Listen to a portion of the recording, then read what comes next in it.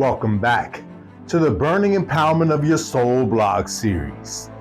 See, have you ever felt a dream just die?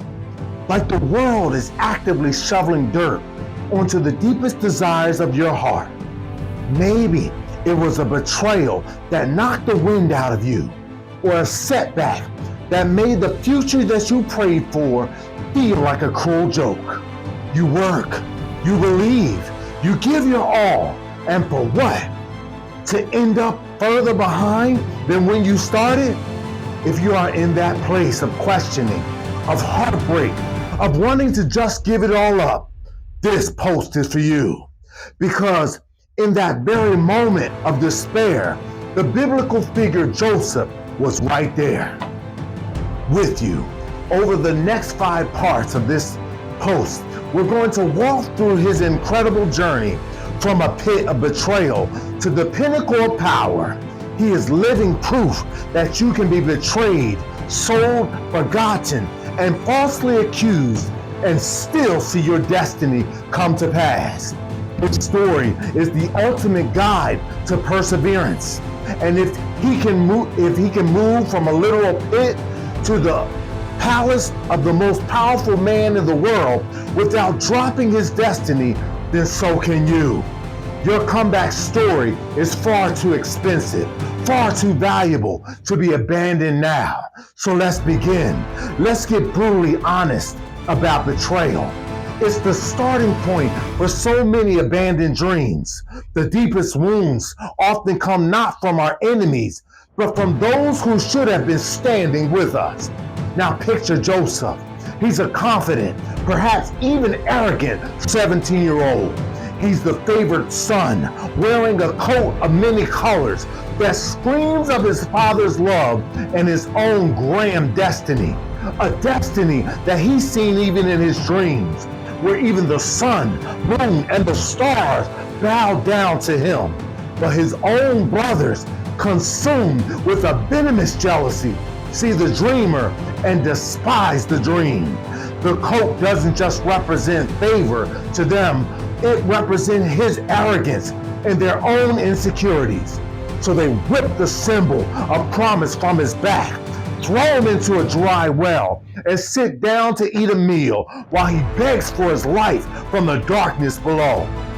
Can you imagine the sheer terror and confusion? This isn't a stranger, but this is your own blood, his family, callously debating his fate before selling him into a caravan of traders for 20 pieces of silver, the price of a common slave. This is the pit, the place of absolute shock, where the bottom falls out of your world. It's the moment your partner leaves, your business partners cheat on you, or your closest friends gossip behind your back. It's a place of darkness and isolation. Drop a comment below if you ever felt thrown into a pit by someone you trusted, because you are not alone in that moment. Joseph had a choice: let the bitterness consume him and give up, or begin the slow, agonizing climb of perseverance. He's at rock bottom right here, and a beloved son turned into a human cargo. How can anyone possibly come back from this? That's where the real test begins. And in our next episode, we'll uncover what Joseph did when he had every reason to quit, but chose a different path. What happens when the pit is just the beginning of your pain? Welcome back, Joseph. Joseph has been ripped from his home and sold into slavery. He lands in Egypt, a foreign land, a piece of property. The pit was the betrayal, but now comes the true test of character. He could have become bitter.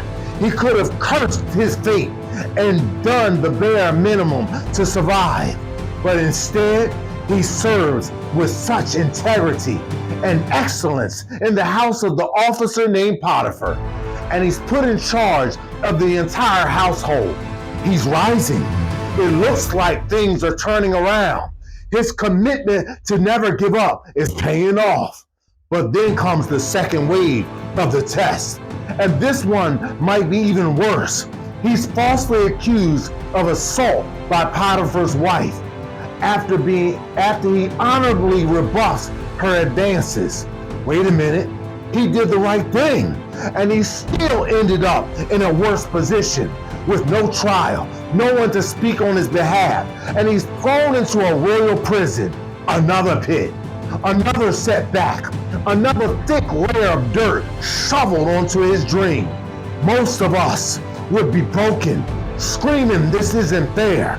I did the right thing, and this is what I get."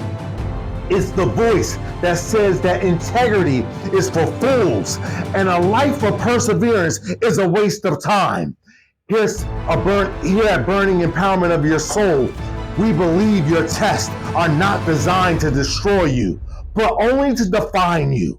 Joseph kept operating with integrity, even in the darkness of a dungeon. Have you ever been punished for doing the right thing? Let me know how you handled it in the comments.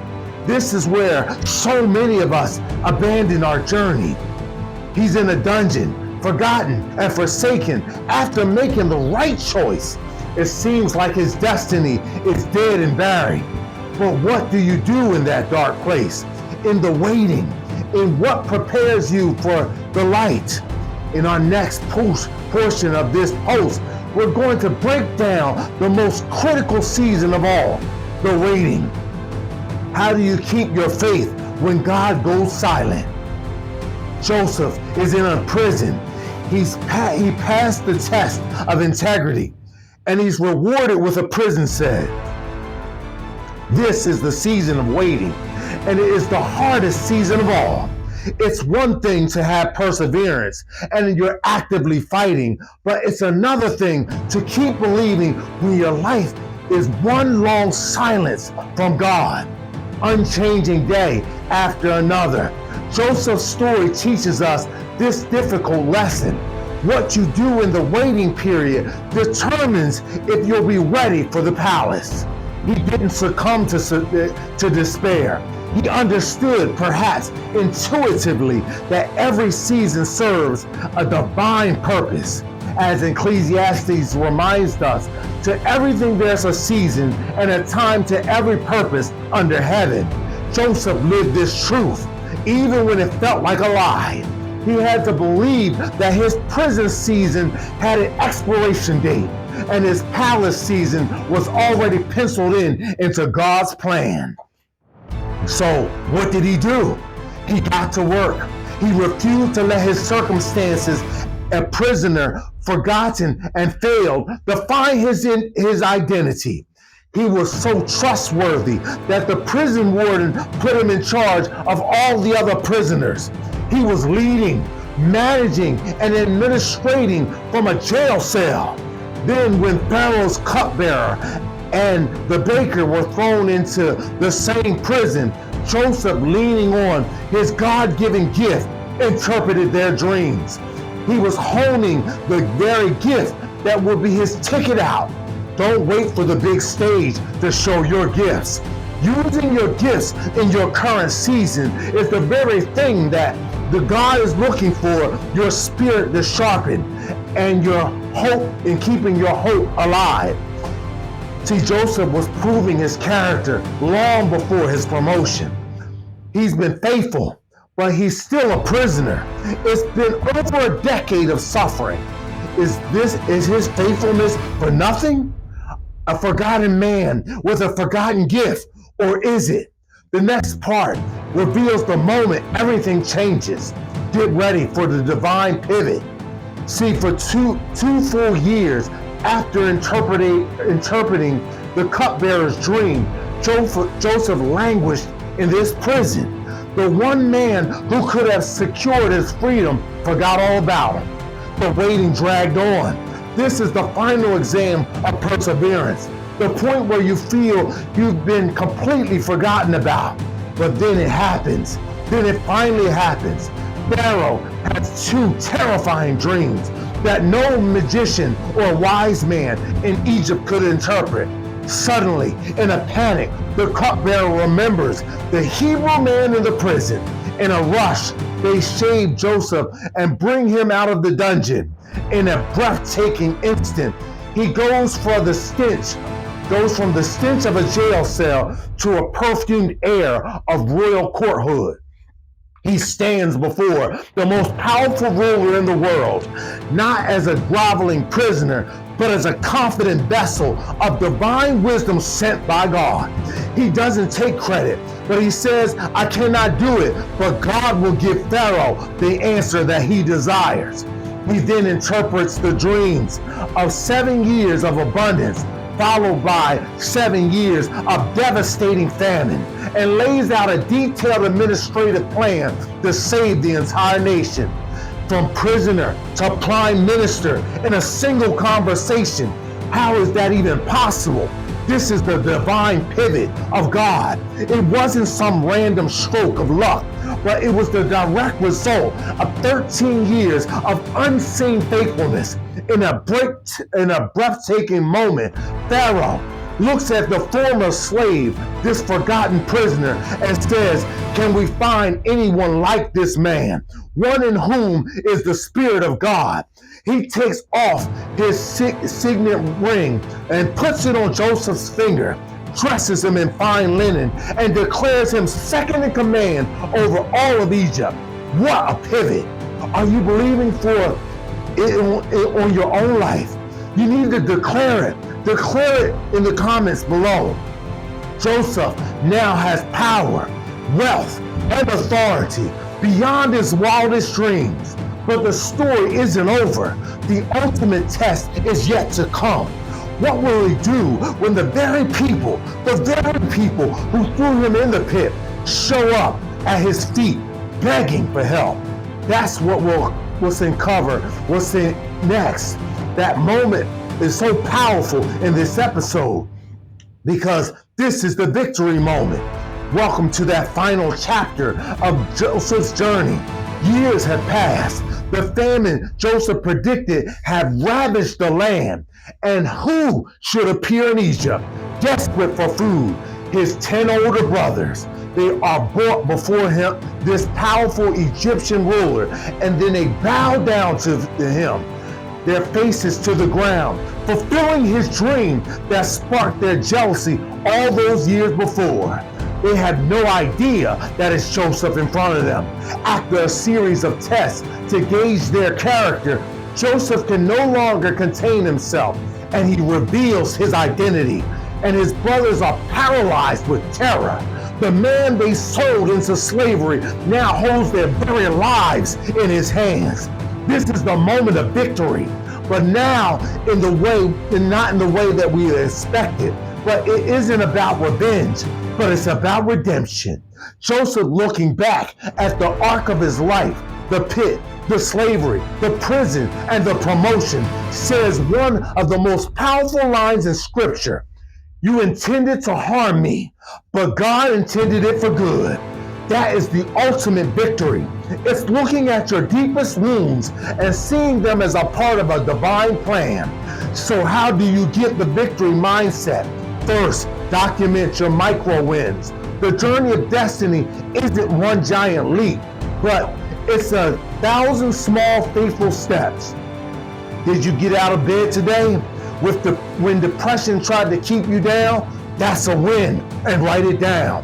Evidence breeds endurance. Second, declare the promises of God out loud. Faith comes by hearing, and sometimes the person who needs to hear it most is you. Your critics, your setbacks, and your failures, your current struggles, they are all just raw material in the hands of a redeeming God. He doesn't waste a single tear on unfair situations, but he recycles them all for your good. Your destiny isn't fragile, it's fireproof. It survives the pit, it endures prison, it withstands betrayal and outlasts delays. It is being forged in the very fires that were meant to destroy you. This entire journey, this incredible model of perseverance, proves that you must never give up. straighten up your spine, dry your eyes. The work you are doing in the waiting is not in vain. Your suddenly is loading right up now. So hold on, stay connected. Join us. It will send by email, empower.your.soul.blog.series at gmail.com, and on YouTube at Burning Empowerment of Your Soul, and also on Facebook, Empower Your Soul, and yes, our website, www.burningempowermentofyoursoul.com. So don't just hustle, build leverage, live with purpose, and step into your breakthrough. And until next week, I'll see you again Monday at 12 p.m. and God bless.